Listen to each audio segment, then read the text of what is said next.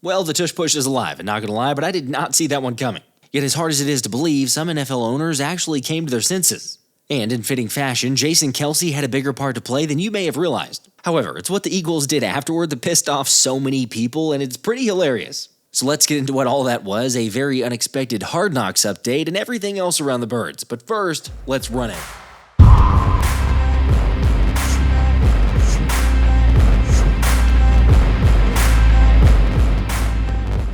What's up, guys? How about dropping a like on this video, because I did not expect to say this and I certainly did not anticipate it happening, but the NFL owners actually got something right.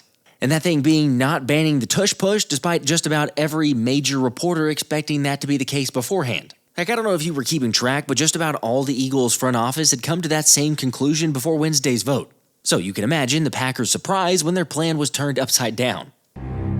That was your best shot. You lost. Isn't it great when logic wins out? Like, seriously, you guys know this because I'd already written it off, but we were going to lose the brotherly shove. However, thankfully and somewhat miraculously, everyone can now mark themselves safe from the attempted ban of 2025. Of course, before I get into how it all went down, I have to mention just how quickly everything turned into one of the best troll jobs ever. You know, like billboards around Philly that went up less than 1 hour after the upset, letting Green Bay fans know that you tried, it's just that we pushed, or maybe more accurately, Tush pushed back. Did that go the way you thought it was going to go? Nope. Okay, it's no secret that I love a good troll or some occasional pettiness. Yet the fact that the Cheeseheads lost the shove vote by a final tally of 22-10, I mean, come on, sometimes these things write themselves. After all, how perfect is it that that amount they lost that vote by is the exact same final score in last season's wildcard game? So yeah, like Chris said, name a more iconic duo than the Packers and losing to the Eagles 22-10 both on and off the field. It happened again. Don't say that. Sorry, you might think that I'm going overboard here, but honestly, I'm just following the Eagles' lead and pushing on. Seriously, the Eagles' social accounts went on one of the biggest gloating parades since the Super Bowl, making sure the entire NFL realizes the Tush Push ban vote is 6 feet under. Let's get to the most important play in the playbook. It's a pure adrenaline play. It's just, Dude, I like the Tush Push. I like it too. I don't like the play at all. If you don't like it, get better at stopping it.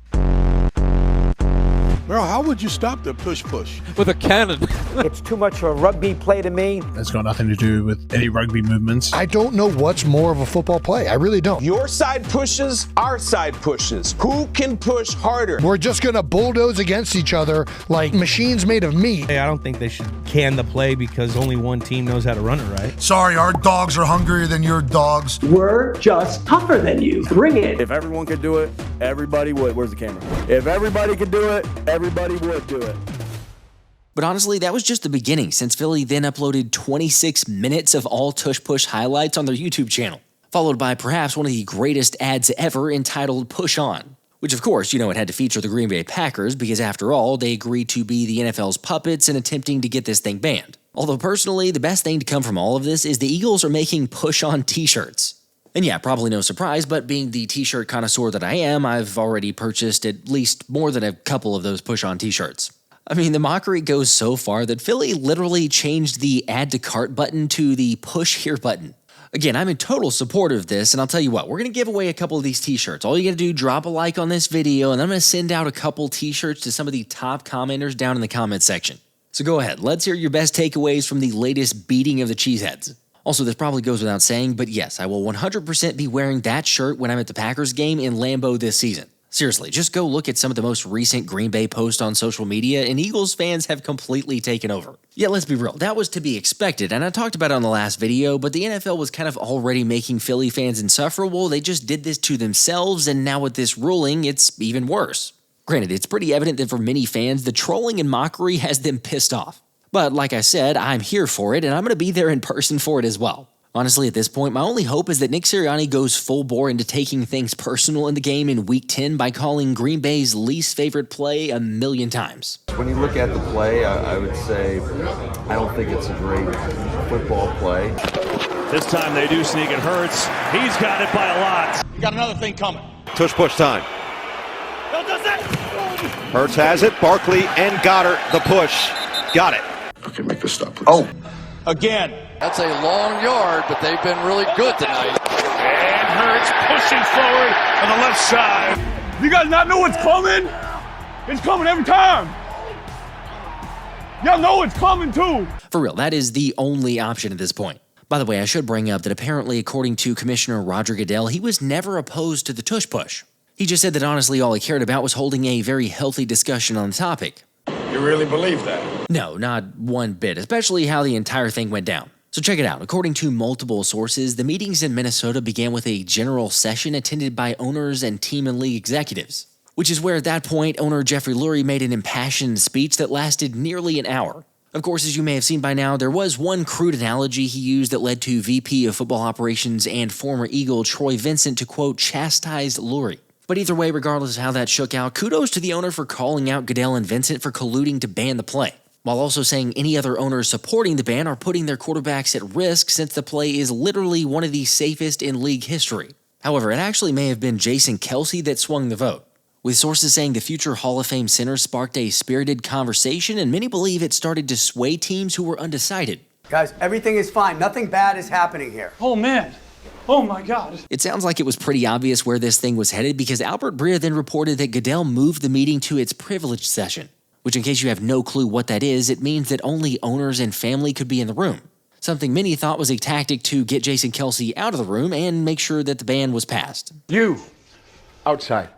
He outside now. Look, you could make arguments on both sides of this thing, but when the privileged session moved on and Goodell is still present in the room, it's important to note the fact that, yes, they're voting on the Tush Push ban and everything there, but the other topic of discussion that Goodell gets to stay present for was his own contract, which was up for debate. So, I mean, like, what are we doing here? Hey, so is this legal? The above-board charade that the NFL tries to pull over people's eyes at this point is just comical. I mean, thankfully, not enough teams drank that Kool-Aid with the brotherly shove winning out by 2 total votes, which, for the record, the NFL needed 24 votes to ban the Tush Push and only got 22.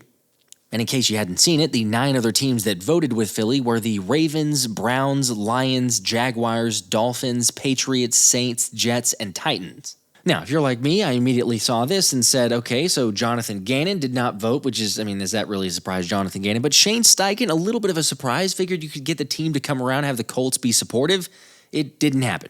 Still, we can thank the Saints and Kellen Moore for keeping his loyalties in check. Although if you wanted a bit more behind the scenes on how the Eagles were able to get enough of those votes, Adam Schefter provided the insight. Reached out to a couple of people to get why the Eagles were able to capture enough votes to prevent this play from being banned. And the way it was told to me was from one Eagles official that they think that what's happening on this play is misunderstood. And in that room, with Jeffrey Lurie, with Jason Kelce, they were able to clarify how the play is coached and how it's taught. They made a compelling case on safety and taking away the downfield push that turned people off. From an offensive perspective, and this is how it was explained to me from my notes, it's not a linear player crashing headfirst into an opponent. The objective is to play with leverage, get below your opponent, and then rise up to create the wave that the ball carrier can ride. And that's what the Eagles do. And so the league, I think, the people that voted against this play, that wanted it banned, they believe they're taking a proactive stance towards health and safety. But there just weren't enough teams to get it done. The banning thing of it, I think it's I think it's soft, to be honest. And like the teams that want to ban it, because everybody can do it. Like, it's not like a play that, like, we only can do. Everybody can do. It's not like trademark. Yeah, and there's just, we happen to have one of the best and biggest O-lines, and Jalen Hurts can squat 600 pounds. Like, that's not our fault. Like, Josh Allen is super big. They're not successful with it. Lamar Jackson is one of the best running quarterbacks of all time. They're not successful with it. So, it's not something that, like, everyone can't do.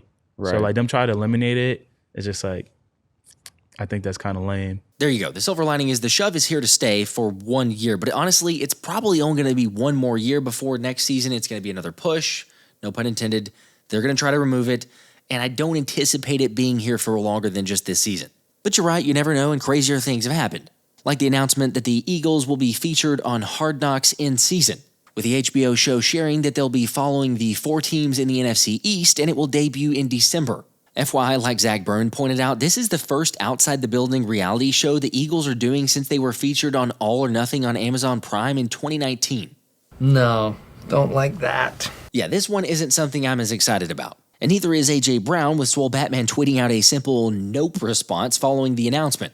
I mean, on one hand, the fan side of me loves the in-season access and behind-the-scenes scoops, but on the other side, I'm looking at it going, I really don't want the distraction. Plus, I haven't seen anything from Jalen Hurts yet, and I highly doubt we will, but just judging by the fact that he turned down the opportunity to be on Netflix's quarterback documentary, I highly doubt this is something he's over the moon about. However, the fellas are going to be fine because I think they know how to tune things out. It's just sometimes plans don't work out like we'd want them to.